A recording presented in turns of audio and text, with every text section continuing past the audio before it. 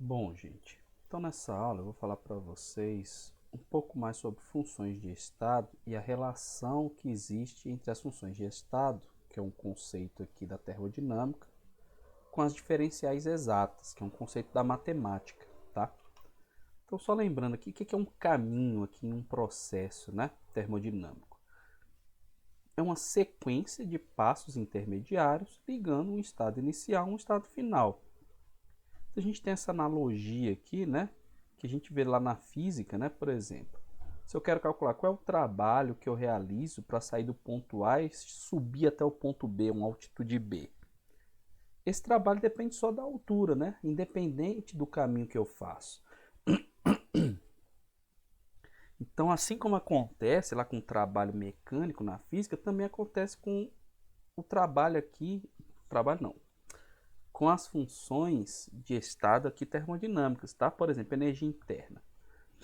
Não importa de que forma que eu saí do reagente A e cheguei no produto B, se foi diretamente ou se foram por etapas diferentes, a energia interna só depende de quem? Do estado final, que é o B, e do estado inicial, que é o A, tá certo? Então, considerando a transição do estado 1 para o estado 2, as variações nas funções de estado são independentes do caminho. Então, essas grandezas aqui, ó, ΔU, ΔP, ΔV e ΔT, são determinadas unicamente, são funções de estado. Já a quantidade de calor transferida ou o trabalho realizado, eles não. Eles dependem da sequência de passos seguidos, que é o que a gente chama de função de linha ou função de caminho, tá? Então, calor e trabalho dependem do caminho. As outras funções que a gente viu até agora, ΔU, ΔP, ΔV, ΔT, ΔH, são funções de estado, então não dependem do caminho, tá certo? Então, por exemplo, ó, tem essa transformação aqui. Ó. Esse é o estado inicial, esse aqui é o estado final. Esse exemplo aqui mostra duas maneiras de eu sair do estado inicial e chegar no estado final. Tá? Caminho 1, ele fala que o sistema efetua trabalho adiabático ao se expandir adiabaticamente de I para F. Então, se o processo é adiabático, Q é igual a zero. Mas eu tenho um trabalho aqui que é diferente de zero. Então, tem um trabalho diferente de zero e um Q que é zero. O segundo caminho tem aqui uma expansão não adiabática, tá? O I e o F são as mesmas do caminho U, do caminho 1, né? São, estado inicial e final são os mesmos. E o sistema recebe uma energia Q' na forma de calor e o trabalho efetuado é W', tá? Por quê? O que vai acontecer aqui? Ó? No caminho 2, o Q é diferente de zero. Como ΔU é função de estado, ΔU é igual a Q mais trabalho. Então, se o ΔU é o mesmo nos dois casos, Q1 mais... Vou fazer do jeito que está na anotação aqui, né? Por exemplo, Q mais W é igual a Q' mais W', né? Então, como o Q é zero, esse Q aqui é zero, né? Eu tenho que W é igual a Q' mais W'. Então, consequentemente, o W tem que ser diferente de W', tá certo? Então, calor e trabalho dependem do caminho. ΔU não, tá certo? Então, turma, se ao longo de um processo U varia de UI a UF, a variação global de U é ΔU, tá certo? Por quê? Porque DU é uma diferencial exata, que não depende do caminho, tá? Se o sistema é aquecido, a energia total transferida para o mesmo será Q, que é a integral do meu dQ. Aqui eu estou expressando esse D de uma maneira diferente para diferenciar que esse meu dQ aqui é um diferencial não exata, que depende do caminho, tá, turma? Então isso acontece, pessoal, porque na matemática uma diferencial exata, ela satisfaz algumas propriedades matemáticas que eu vou falar daqui a pouco, tá? Mas por que a diferencial exata independe do caminho? Porque deve existir uma função primitiva para esse du aqui. A diferencial exata na matemática significa isso. Que existe uma função primitiva, ou seja, eu consigo resolver essa integral, tem uma função primitiva, e aí simplesmente basta eu substituir o estado final e inicial, não vai depender do caminho, porque é só eu resolver essa integral. O mesmo não acontece para a quantidade de calor. Então, o meu dq aqui não é uma diferencial exata, não tem uma função primitiva aqui para esse meu q. Por isso que isso aqui não é uma diferencial exata, tá? Só para poder definir melhor matematicamente, tá bom? Mas já já a gente vai ver. O principal aqui para a gente são as propriedades decorrentes do fato de as funções de estado serem diferenciais exatas. Então tá aqui um exemplo, turma, para ilustrar que esse Q e esse W, eles dependem do caminho. Então, ó, suponha um gás perfeito encerrado em um cilindro provindo de um pistão. Sejam T e VI o estado final e T e VF o estado final.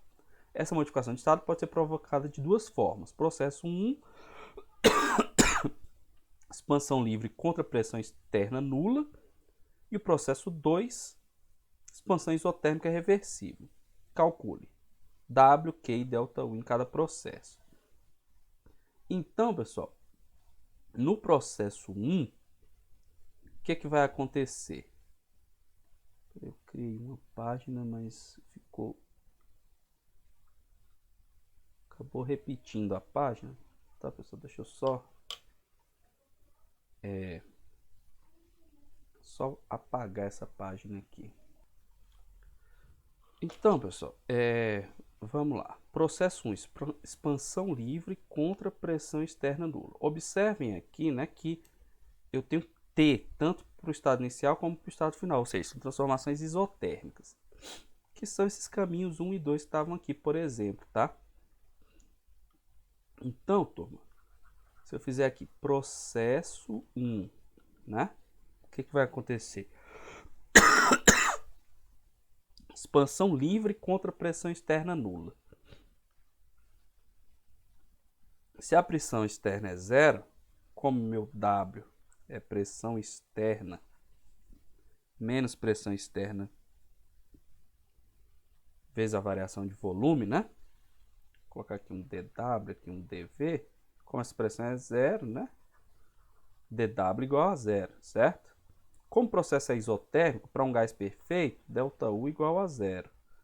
Logo, vou colocar DU, tá? Logo, o meu dQ também tem que ser zero. Já para o processo 2, o que vai acontecer? No processo 2 eu tenho expansão isotérmica reversível, né? Então, de novo, é isotérmica, significa o quê? DU igual a zero, né? Expansão isotérmica reversível, a gente já viu que o dW, ele é igual ao quê? Menos PDV, né? Na reversível, a pressão do gás é igual à pressão externa, né? Que é igual a menos N RT sobre VdV. Não é isso? Consequentemente, o meu dQ aqui vai ser nRT sobre VdV, que é menos o trabalho, né? Porque dU igual a zero, dU, só lembrando, dU igual a dQ mais dW. Então, observem aqui que no processo 1, tanto dW quanto dQ são zero, e no processo 2, dW é menos nRT dV sobre VdV, e dQ é nRT sobre VdV, tá certo?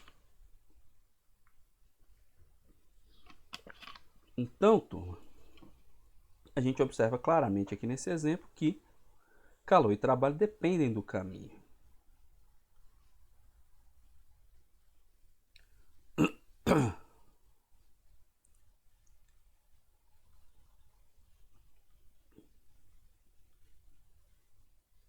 Só voltando aqui, então.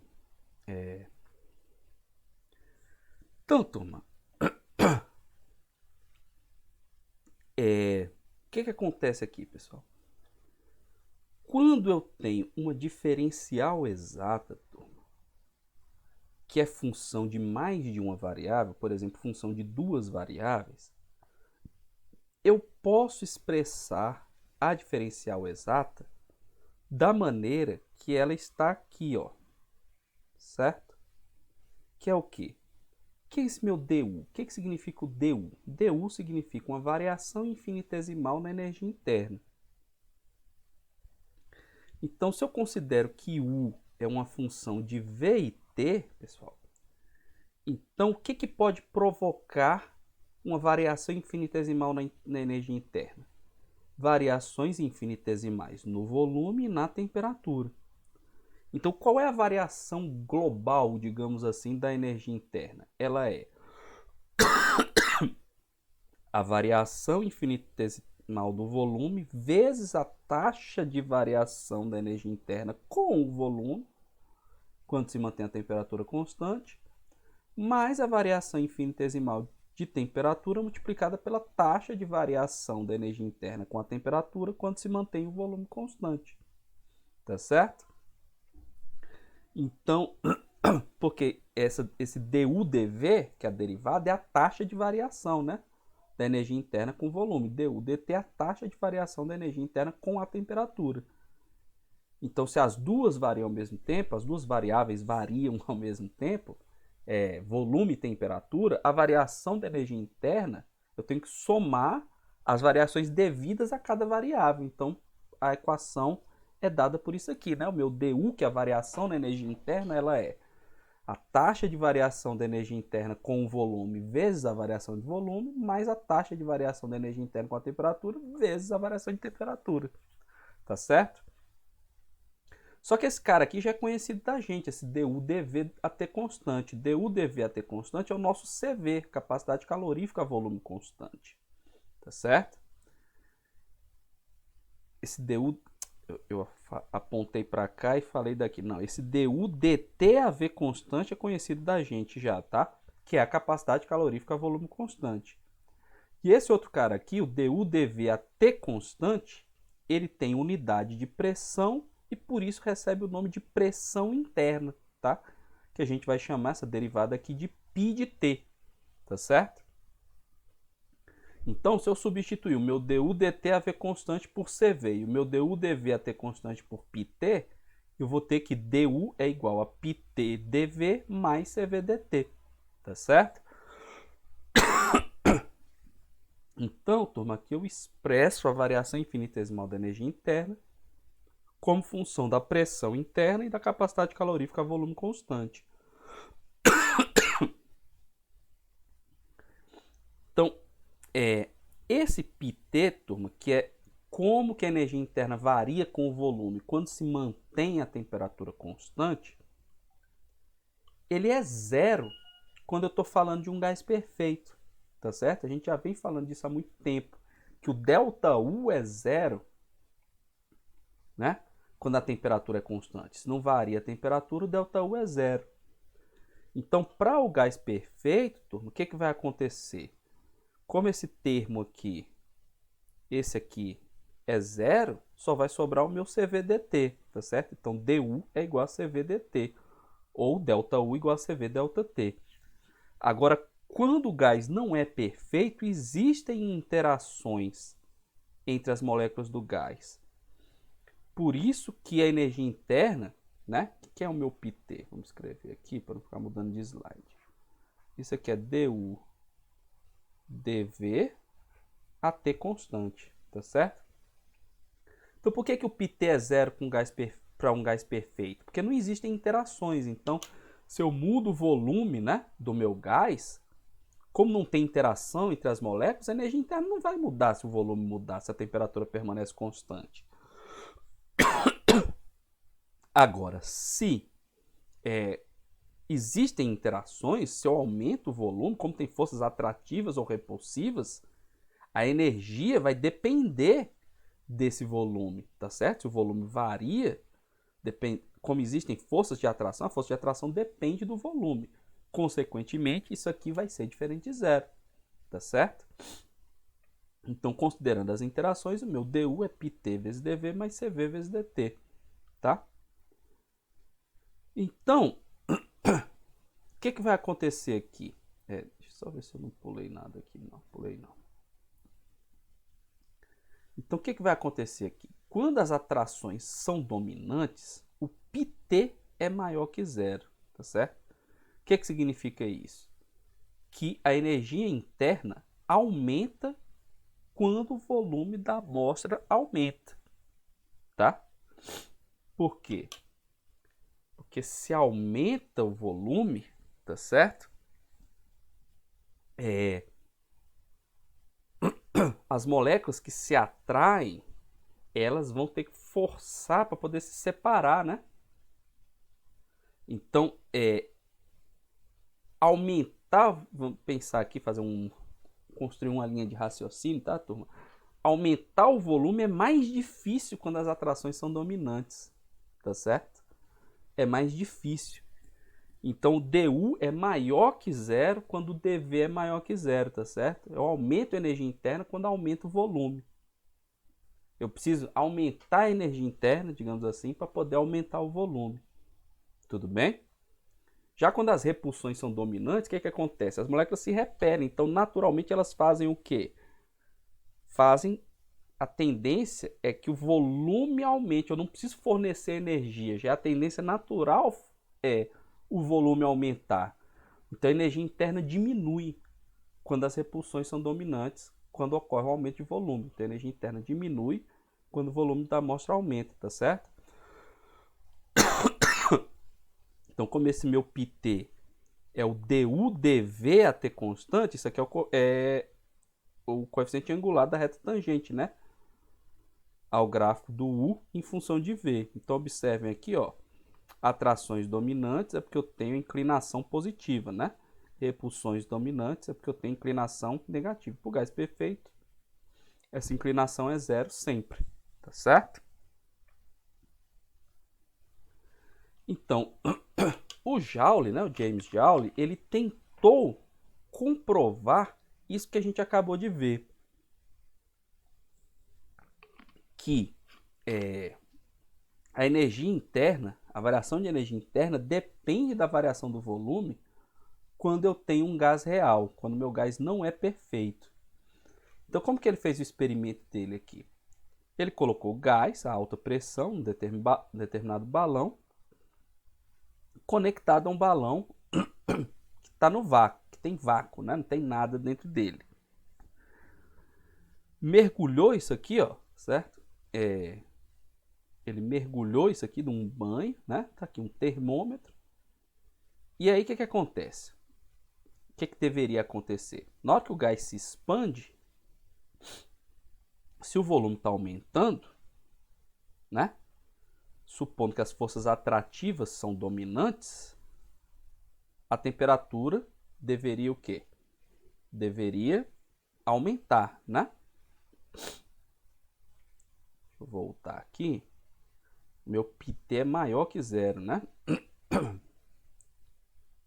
Então, como o volume aumenta, para o volume aumentar, a energia interna tem que aumentar. Então, ele tem que absorver calor aqui. Então, a temperatura vai cair. Mesmo o raciocínio oposto vale para se as repulsões forem dominantes, né? Se as repulsões forem dominantes, isso aqui vai perder calor. Então, vai liberar aqui para esse banho que vai aumentar a temperatura. Enfim, não importa se a atração é dominante ou a repulsão é dominante, o que vai acontecer é que a temperatura deve variar, tá? Se ocorre variação do volume, ocorre variação da energia interna, como não há realização de trabalho, né? ΔU igual a Q mais trabalho. Como a expansão é contra o vácuo, isso aqui é zero. Então, ΔU igual a Q. Se o ΔU igual a Q, né? Isso aqui é igual a CV ΔT. Então, se mudou o ΔU, vai mudar o ΔT. Então, mudou o volume, muda o ΔU, muda o ΔT. Então, o Joule fez esse experimento tentando comprovar, né? Isso, mas aí o que aconteceu? Quando ele fez o experimento, né, ele viu que o ΔT não variou. Então, se o ΔT não variou, o Q é zero e o ΔU é zero. Então, o πt é zero, certo? Então, independente se o gás é perfeito ou real, a energia interna não depende do volume. Não. O que aconteceu é que as condições do experimento não foram ideais para que as medidas fossem para que se conseguisse perceber essa variação de temperatura, tá certo? Então, o problema foi da montagem do experimento, das condições do experimento, tá? Então, não é que não havia variação de temperatura, havia, mas ela era muito pequena e aí não foi possível medir isso, tá certo? Então, em 1924, Keyes e Sears mostraram, né? O experimento Keyes e Sears mostrou que du dv é pequeno, mas é diferente de zero para os gases, tá certo? Então, a Joule estava certo, mas a montagem do experimento não foi acurada o suficiente para poder medir essa variação de temperatura, mas um experimento posterior mostrou que ele tinha razão. Tudo bem? Então, vamos ver agora como que a gente avalia as variações de energia interna mantendo-se a pressão constante, tá? Porque a gente já viu aqui que a variação de energia interna ela é igual à quantidade de calor a volume constante, né? Mas se um determinado processo não ocorre a volume constante, ocorre a pressão constante, como que eu determino a variação da energia interna? Então a gente já viu lá atrás que du igual a π dt dv mais cv dt, né? Então se eu pegar essa equação e dividir por dt a p constante, né? Vai ficar du dt a p constante, πt vezes dv dt a p constante, mais cv vezes dt dt a p constante. Dt é 1, então aqui ficou só cv, tá certo?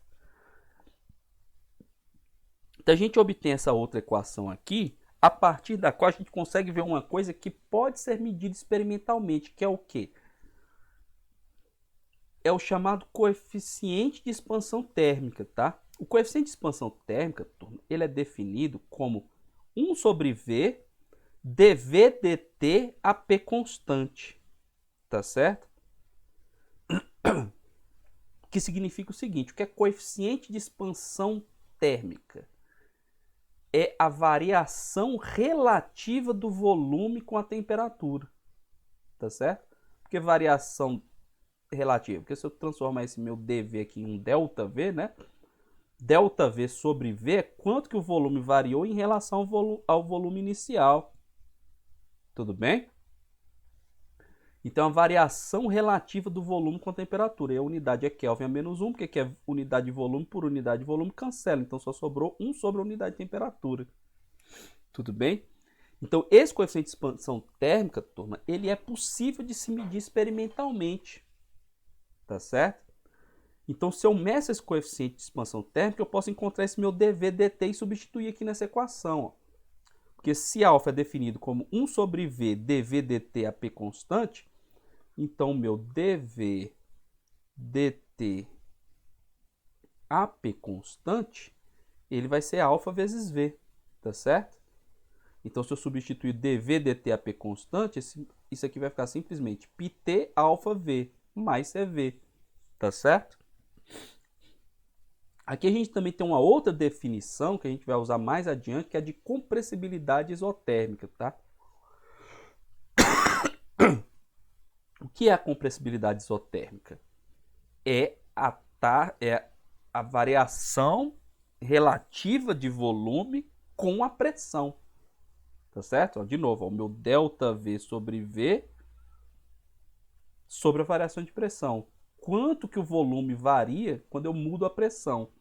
O coeficiente de expansão térmica me diz quanto que o volume varia quando eu mudo a temperatura.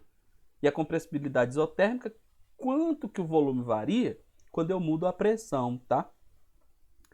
Esse sinal negativo aqui é só porque quando eu aumento o volume, quando eu aumento a pressão, por exemplo, o volume vai diminuir, né? Se eu aumento a pressão, o volume diminui. Se eu diminuo a pressão, o volume aumenta. Por isso que a unidade aqui, por exemplo, é a unidade de pressão a menos 1. Por exemplo, bar a menos 1, pascal a menos 1, atm a menos 1. Tudo bem? Então, voltando aqui para essa equação, como eu falei, a gente pega que o dV dt AP constante é alfa V. Então, se eu multiplicar, se eu substituir, ó, vai ficar aquilo que eu mostrei anteriormente. O meu du dt AP constante é alfa πt V mais CV. Tá certo? Então, aqui eu obtenho uma equação, né, que mostra como que a energia interna varia, né, quando a pressão está constante. E aí, para um gás perfeito, a gente acabou de ver que o πt é zero. Então, o que sobra aqui dessa equação? Que o CV é igual a du dt a P constante. Só que a gente já tinha visto que o CV, na verdade, é definido, né, como du dt a V... du dt a P constante, ou a V constante, né? E aqui a gente acaba de ver também, então, se eu meço a quantidade de calor, né? Não é isso não. O CV é definido como du dt a V constante, só que a gente acaba de ver aqui que o CV também pode ser determinado como du dt a P constante, ou seja, é válida a pressão e volume constantes para um gás perfeito, tá? Então, capacidade calorífica a volume constante é a derivada da energia interna em relação à temperatura, mantendo-se ou o volume constante ou a pressão constante, tá? É isso que eu quero dizer aqui com essa equação.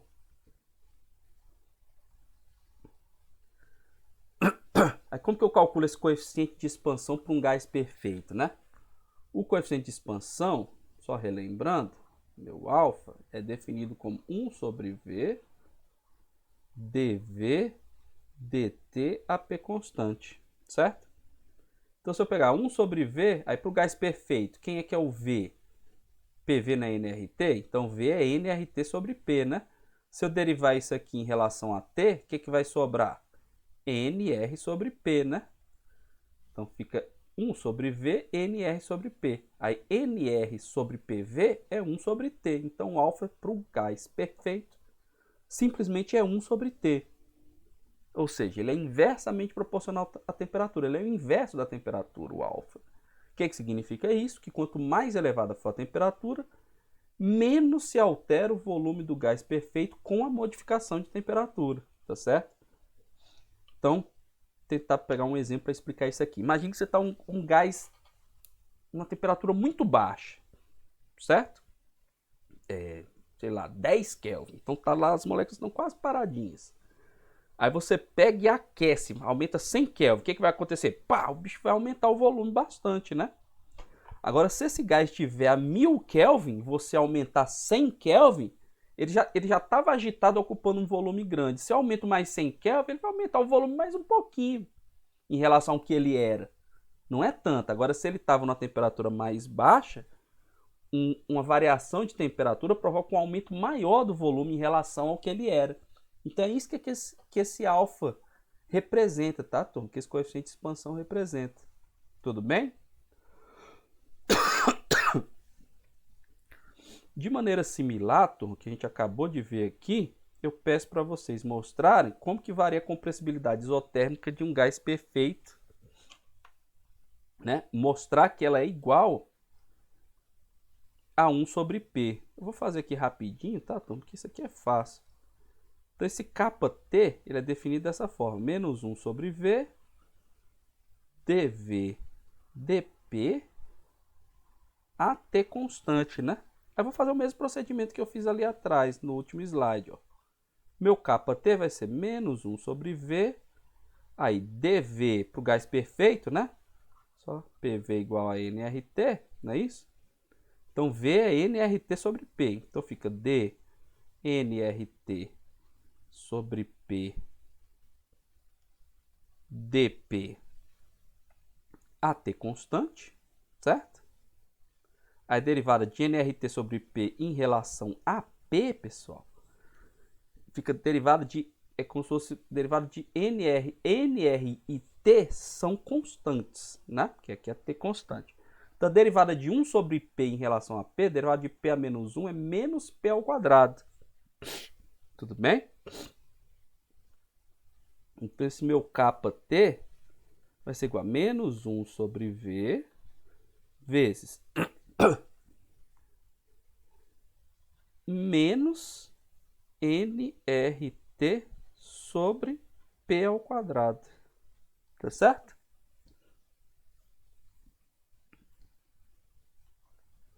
Então, continuando aqui, isso aqui vai ficar meu κT vai ser nRT sobre P ao quadrado V, certo? Aí, deixa eu só fazer aqui do lado, aqui em cima aqui, rapidamente. P ao quadrado V é a mesma coisa que P vezes PV, né? Mas PV não é nRT? Então, isso aqui é igual a P vezes nRT. Tudo bem? Então, como é que vai ficar meu κT aqui? Vai ficar nRT sobre P vezes nRT, né? Aí vai cancelar o nRT, o que vai sobrar aqui? 1 sobre P, tá certo? E aqui vale uma interpretação semelhante ao caso do coeficiente de expansão térmica. Esse κT é inversamente proporcional à pressão, tá certo? Então, o que significa isso? Que quanto maior a pressão, se eu aumentar mais ainda, o volume vai variar pouco. Agora, se a pressão está baixa e eu aumento a pressão, a variação de volume é maior. Tudo bem?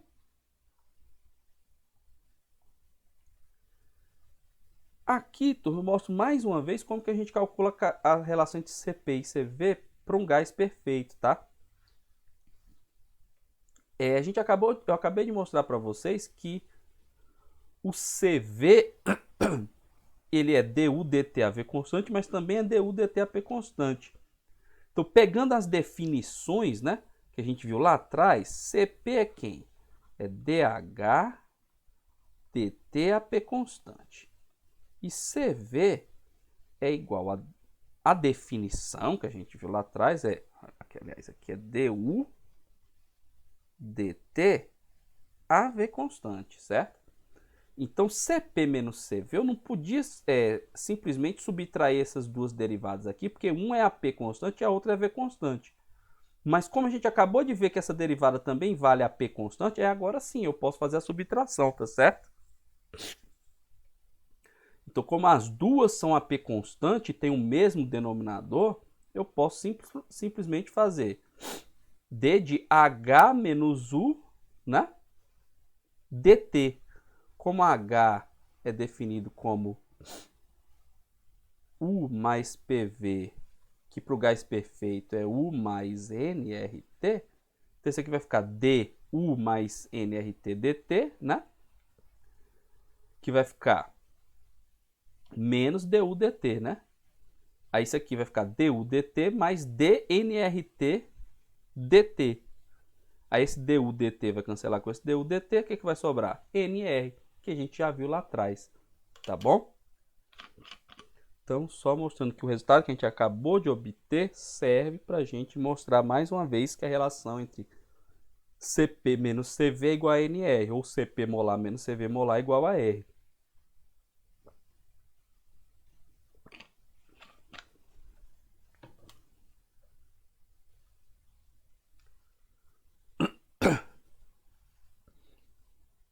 E aí, turma, esse fato de que a energia interna do gás ela muda quando o gás se expande, ela depende do volume, ela é extremamente importante para uma série de processos que ocorrem na prática, na indústria, por exemplo. E aí, uma consequência disso é o chamado efeito Joule-Thomson, tá? Então vamos analisar o que é esse efeito Joule-Thomson, como que ele ocorre, como que a gente mede, tá bom? Então do mesmo jeito que a gente fez agora há pouco para energia interna, né? A gente expressou como que a gente calcula o DU, né? Que é uma diferencial exata, como a taxa das variações das variáveis das quais ele depende, a gente vai fazer um raciocínio semelhante para o ΔH, tá? Para o nosso DH. Expressando o H como função da pressão e da temperatura. E por que eu escolhi pressão e temperatura? Tanto faz, turma. Pode ser pressão e volume, pressão e temperatura, volume e temperatura. Você escolhe. Porque pressão, volume e temperatura estão relacionados, tá? Eu posso dizer que H ou U, por exemplo, é função de PV e T. Mas como PV e T estão relacionados entre si, eu posso expressar como sendo função de duas dessas variáveis. Não preciso expressar como função das três, né? Porque PV e T estão relacionados. Então, como H é definido como calor a pressão constante, então a gente costuma expressar H como função de P e T e U como função de V e T, tá certo? Então, se H é função de P e T, a minha taxa de variação, né, minha variação infinitesimal na entalpia, ela é dada pela taxa de variação da entalpia com a pressão, quando a temperatura é mantida constante, vezes a variação de pressão, mais a taxa de variação da entalpia com a temperatura, a pressão constante, vezes a variação de temperatura. Tá certo? Aí, esse dH dt AP constante, a gente acabou de ver o nosso CP. Tá certo? Aí vamos analisar agora um caso particular de uma transformação que é a chamada transformação isentálpica. O que significa transformação isentálpica? Transformação isentálpica, como o nome está dizendo, é aquela que a entalpia permanece constante. Se a entalpia permanece constante, o meu dH é igual a zero. Tá? Então, se isso aqui é zero, o meu dH dP até constante, se eu passar esse termo aqui para o lado esquerdo, vai ficar menos, né? Isso aqui é CP, então fica menos CP dt. Então, dH dP até constante dP é igual a menos CP dt. Tá certo? Essa é uma relação que vale para uma transformação isentálpica, que eu usei o fato aqui de dH ser zero. Pegando essa equação agora e dividindo por dP, turma, vou até reescrever aqui, né? Qual era a equação? dH dP AT constante é igual a menos CP dt, certo? Então, se eu pegar e dividir CP dt, era CP dt? É, CP dt. Se eu pegar essa última equação aqui e dividir por dP, o que vai acontecer? Dividir por dP, aliás, eu estava estranhando, tinha esquecido de colocar o dP aqui, né? Menos CP dt. Então, se eu dividir por dP, né? AH constante, porque isso aqui foi feito considerando que H é constante, né? Então, dP por dP vai dar 1. Então, aqui do lado esquerdo ficou só dH dP até constante. E aqui ficou menos CP dt dP. Isso considerando o H constante, tá certo?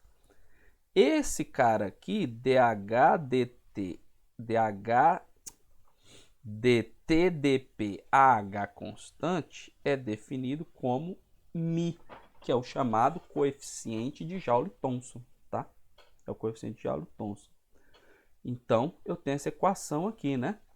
dH dP, μ é definido como dt dP AH constante e dH dP AT constante é igual ao que? Menos CP vezes μ. Tá certo?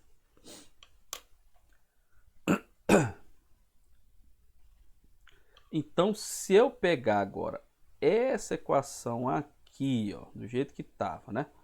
Que é o meu dH dP AT constante, como eu acabei de mostrar aqui. dH dP AT constante é menos CP vezes μ. Então, se eu pegar aqui, ó, esse cara aqui é menos Cp vezes μ e esse aqui é Cp. Então, meu dH vai ficar menos μ Cp dP mais Cp dt. Por que eu estou dando essa volta toda, escrevendo tudo isso aqui, turma? Aqui, pessoal, estou tentando escrever, expressar as minhas funções de estado em termos de grandezas que eu consigo medir experimentalmente, tá certo? Então, essa equação aqui, pessoal, ela está dizendo o quê? dH é igual a menos μ Cp dP mais Cp dt. Cp eu consigo medir experimentalmente. E o coeficiente de Joule-Thomson eu também consigo medir experimentalmente. Então, daí a importância dessa equação e de eu escrevê-la dessa forma aqui, tá bom? Para um gás perfeito, turma, o μ ele é igual a zero, tá? Por que ele é igual a zero? É um raciocínio semelhante ao que a gente viu lá do du dv até constante, né? Para o gás perfeito, como eu expliquei lá atrás para vocês, como não existe atração nem repulsão entre as moléculas, tanto faz eu variar o volume que não vai mudar a energia interna. Raciocínio análogo eu posso fazer para entalpia, tá? Porque quem é o meu μ? Eu posso pegar o meu μ e escrever da seguinte forma: é menos 1 sobre Cp dH dP até constante, tá? Que é daqui que eu tirei, ó. Quem é o meu μ? Menos 1 sobre Cp dH dP até constante. Então aqui é da mesma forma. Se eu pensar em entalpia é energia, né? Se eu mudar a pressão, também é a mesma coisa que eu mudar o volume, por exemplo, né? Que nem eu falei, eu estava analisando a energia interna em função da variação de volume. Então, entalpia em função da variação de pressão. Se não tem força atrativa nem repulsiva, a entalpia não vai mudar eu mudando a pressão. Então, isso aqui é zero, certo? Por isso que o meu μ é zero para o gás perfeito. Tudo bem? Agora, quando o gás não é perfeito, o que vai acontecer? No caso de μ ser maior que zero, agora lembrando a definição é essa aqui. Quem é o μ? dt dP a H constante, certo? Então, quando isso aqui é maior que zero, o que significa isso? Para ser maior que zero, se eu fizer aqui uma aproximação aqui, como isso aqui é variação de temperatura e de volume, né? E de pressão, né? Só que é infinitesimal, tá bom? Então, se a variação de temperatura for negativa, para isso aqui ser maior que zero, a de pressão também tem que ser negativa, né? Então, o que significa isso na prática? Que o gás resfria na expansão. O que acontece na expansão? Expansão significa que o volume aumenta. Se o volume aumenta, a pressão diminui. Se a pressão diminui, ΔP é negativo. Logo, ΔT é negativo. ΔT negativo significa que a temperatura está diminuindo, ou seja, resfriando. Então, isso, turma, é algo que a gente observa bastante na prática, para muitos gases em várias condições. Então, é bastante comum a gente ver isso, que um gás, ele quando expande, ele resfria. Então, por exemplo, se você pegar um desodorante, né? Você aperta lá que ele sai, não sai friozinho o desodorante? Por quê? Porque ele está se expandindo. Na hora que ele expande, ele resfria, né? O pneu, né? Quando está secando, né? Você aperta o pito, né? Está esvaziando. Sai um pouquinho frio também o ar dali de dentro. Então é algo que a gente observa bastante na prática. E a explicação vem daqui, do coeficiente de Joule-Thomson, né? Quando o coeficiente de Joule-Thomson é positivo, isso significa que na expansão o gás se resfria.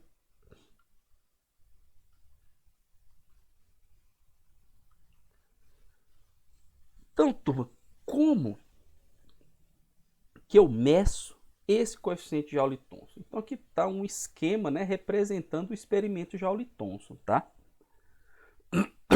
Então, o experimento Joule-Thomson, um experimento montado para se medir o coeficiente de Joule-Thomson, tá? Então, de que maneira que esse experimento é montado? É montado da seguinte maneira, ó. Observem aqui que você tem aqui, ó, você tem uma barreira porosa, tá certo? Na qual é injetado gás a alta pressão. Isso aqui tudo, turma, está envolto, digamos, está isolado termicamente. Digamos não, tá, o aparelho fica termicamente isolado, tá? O que significa isso? Que não há troca de calor entre esse sistema e as vizinhanças. Então, qualquer transformação que ocorre aqui dentro é adiabática, certo? Sem troca de calor com as vizinhanças. Então, quando você injeta um gás a alta pressão aqui, ele vem com tudo, pá, e bate nessa barreira porosa. Então, na hora que ele vem com tudo, a alta pressão bate na barreira porosa. Então, ali ele tem um obstáculo muito grande. Ele vai lá, né, continua e escapa. Só que quando ele escapa, né, como aqui do lado de fora a pressão está bem menor, então ele estava numa pressão alta e escapou para uma região de pressão baixa. Tá certo? Então ele sofreu uma variação de pressão negativa. E aí eu controlo essas pressões, a pressão aqui e a pressão aqui fora, então eu sei qual é essa variação de pressão e meço qual é a variação de temperatura que ele experimenta, tá? Como meu μ, ele é o dT/dP H constante, se eu medir aqui, isso aqui é aproximadamente, né? Isso aqui é aproximadamente um ΔT sobre ΔP, tá certo? Então, eu controlo essa variação de pressão, calculo a variação de temperatura e aí eu determino o coeficiente de Joule-Thomson, tá certo?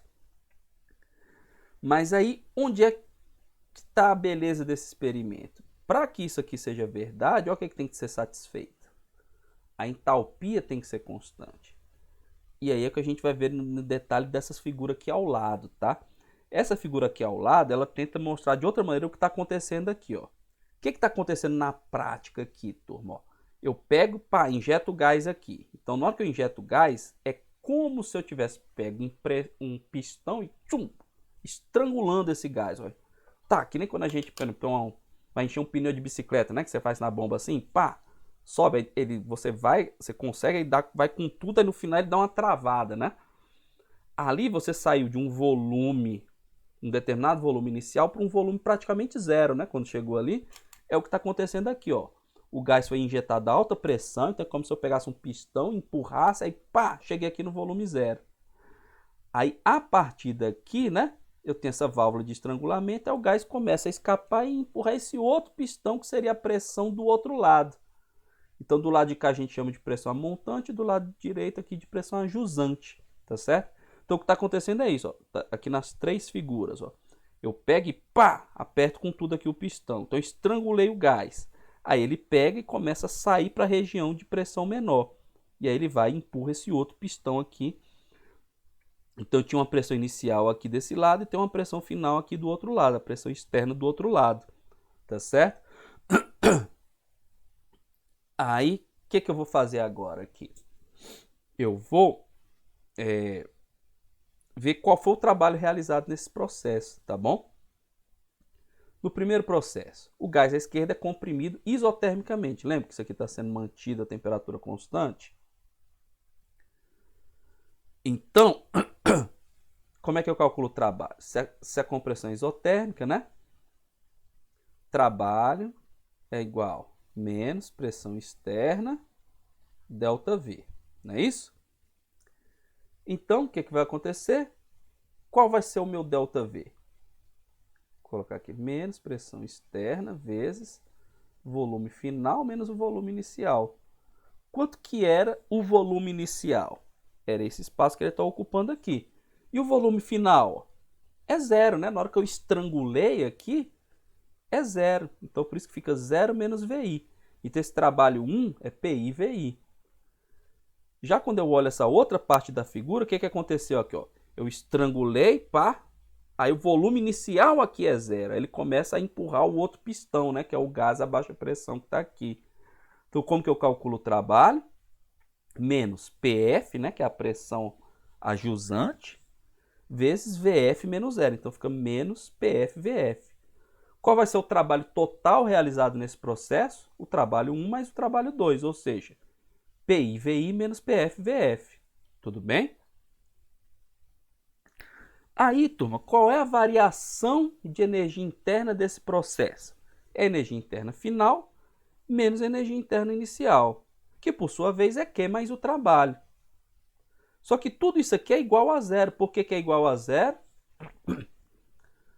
Porque a temperatura é constante, o processo é isotérmico, tá certo? Então, não, pera aí.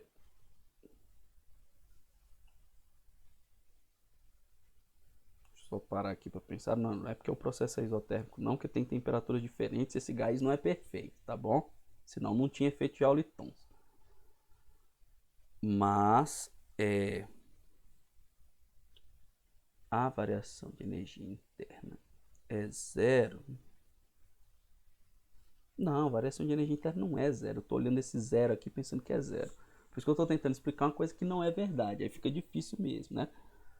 A variação de energia interna é Q mais o trabalho, que é igual a zero. Que é zero? Esse zero aqui é do Q, tá? Por que o Q é zero?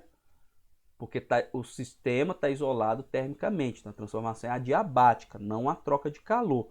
Então, a minha variação de energia interna, o F menos o I, é simplesmente o trabalho que a gente acabou de ver ali atrás, que é PI-VI menos PI-VF. Então, ajeitando isso aqui, turma, o que eu vou fazer aqui? Eu vou passar esse menos VI para o lado direito e esse menos PF-VF para o lado esquerdo.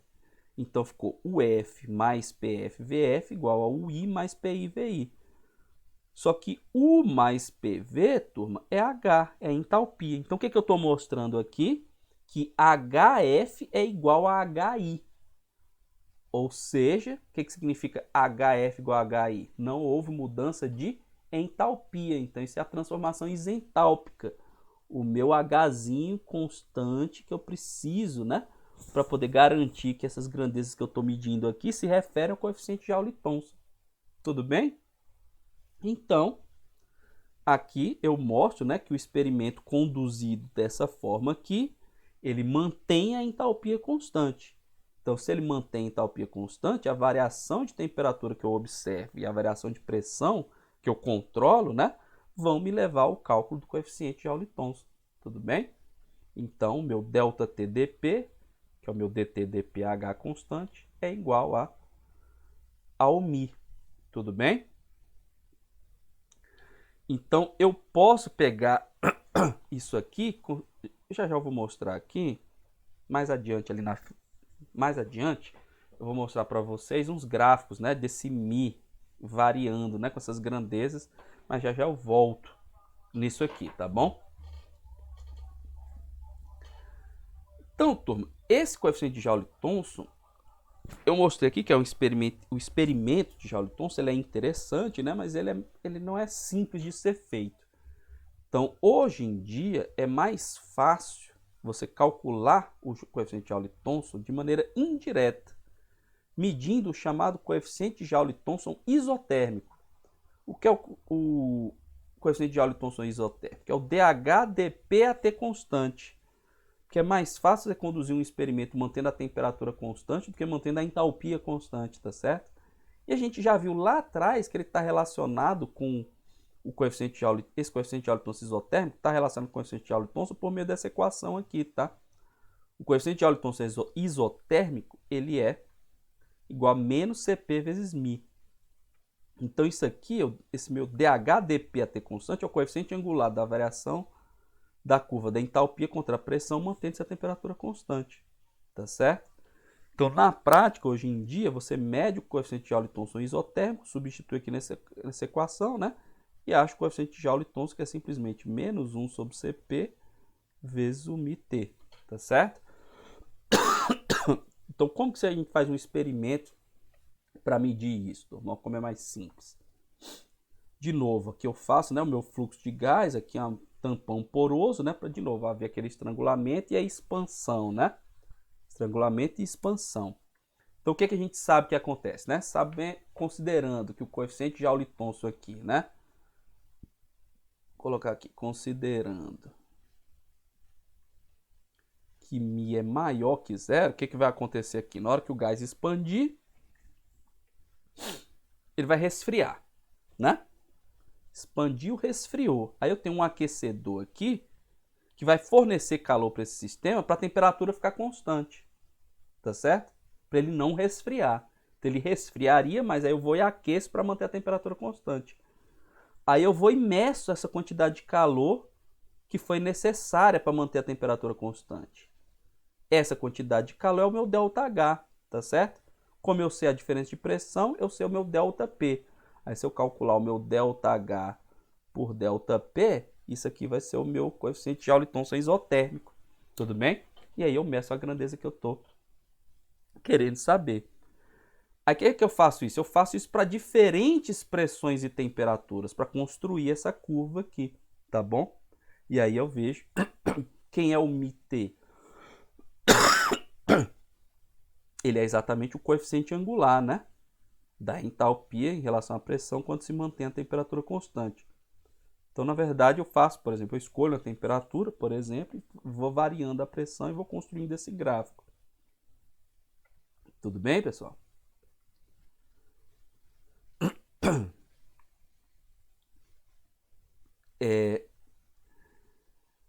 Aí, como eu falei para vocês, né? Se eu pegar aqui, se eu voltar lá no experimento de Joule-Thomson, né? Se eu medir a variação de temperatura e a variação da pressão, né? E calcular a razão, né? Nesse experimento aqui, eu vou encontrar o μ, né? Mas isso para uma determinada entalpia. Se eu quiser saber o comportamento desse gás em diferentes pressões e temperaturas e entalpias, eu preciso construir uma curva desse tipo aqui, tá, pessoal? Então, ó, cada curvinha azul que está aqui, a gente chama de isentálpica. O que é uma isentálpica? É uma curva, né, na qual a entalpia é mantida constante. Então, observem essa aqui que eu estou destacando aqui, ó.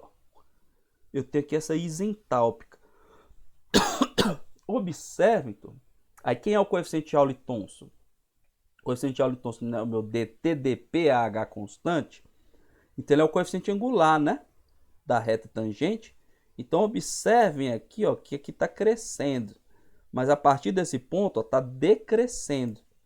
Então, aqui eu tenho uma outra isentálpica, ó. Aqui eu tenho uma outra isentálpica. Então, observem aqui, ó, que essa isentálpica cresce, o μ depois decresce.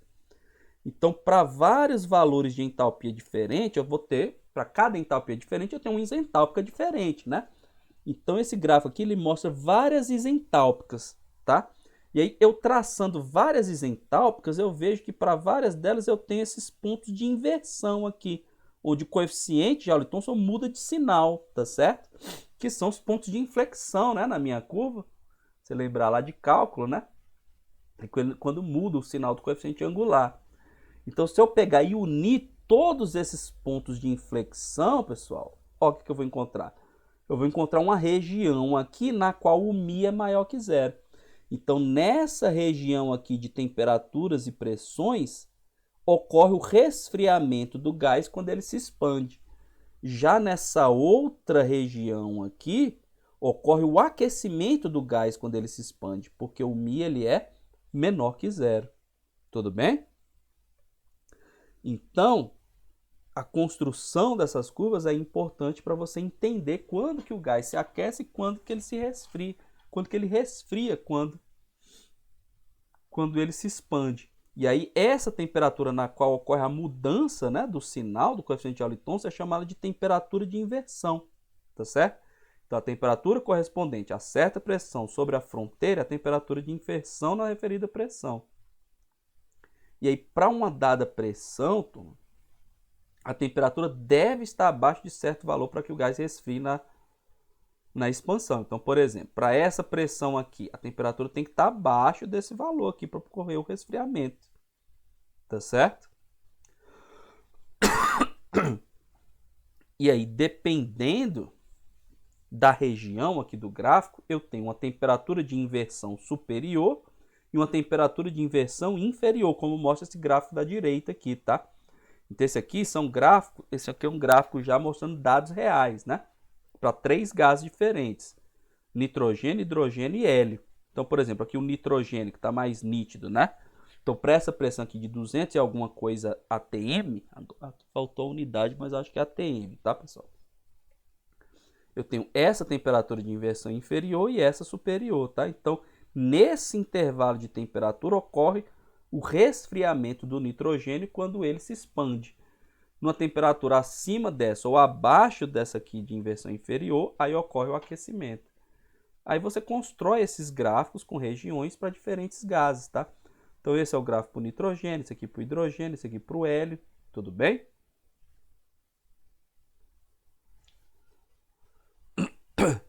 Então, esse princípio, turma, esse fato do gás resfriar quando expandir, ele é usado, por exemplo, para construir refrigeradores, tá? Tá aqui o exemplo desse refrigerador Linde, no qual você, por exemplo, você tem um compressor, você injeta gás a baixa pressão, aqui a alta pressão, aliás, né? Aí ele vai, entra por aqui, né? E aí você tem uma válvula de estrangulamento.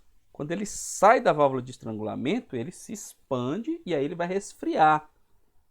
Aí ele resfria o gás que está aqui.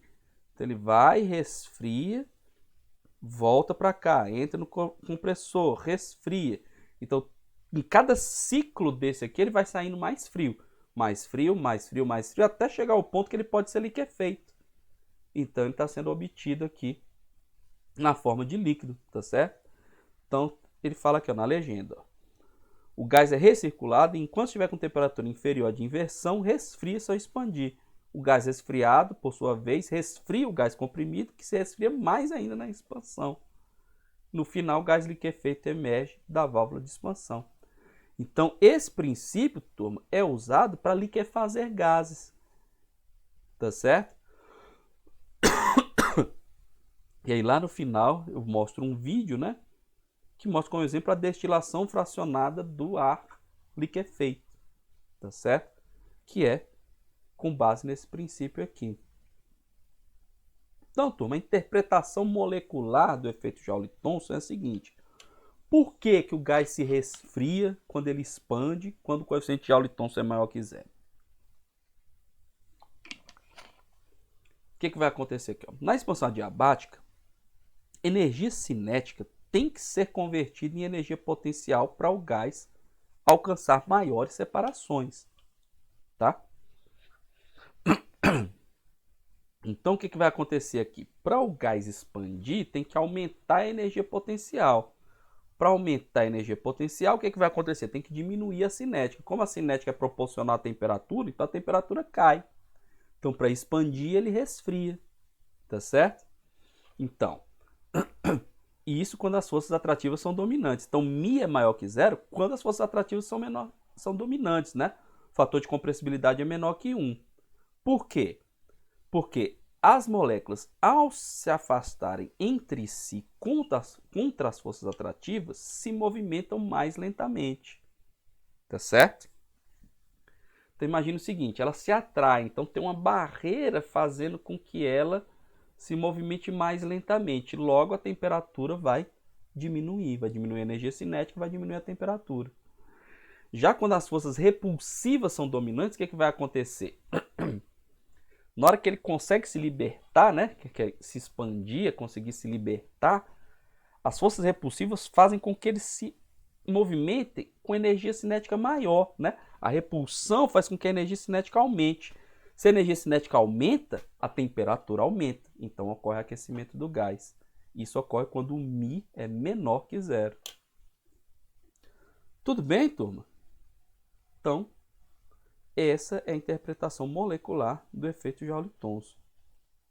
E aí, para finalizar, aquilo que eu falei, né? Tem esse vídeo aqui, eu não vou mostrar aqui agora. Já foi mostrado lá na aula, mas depois eu posso disponibilizar para vocês assistirem a esse vídeo, né?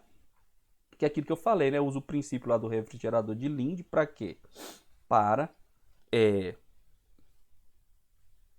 você liquefazer o ar, né? Como você separa os componentes do ar? Argônio, como é que você obtém um nitrogênio líquido, por exemplo, a partir do ar atmosférico? Separa o argônio, o oxigênio. Então o que você faz? Você liquefaz. Como você liquefaz? Usa o efeito Joule-Thomson, tá certo? Aquela história, né? De ficar expandindo, resfriando, até liquefazer. E aí depois que liquefaz, você aquece e consegue, diferentes pontos de ebulição, separar cada componente do ar. Tudo bem? Então é isso, pessoal.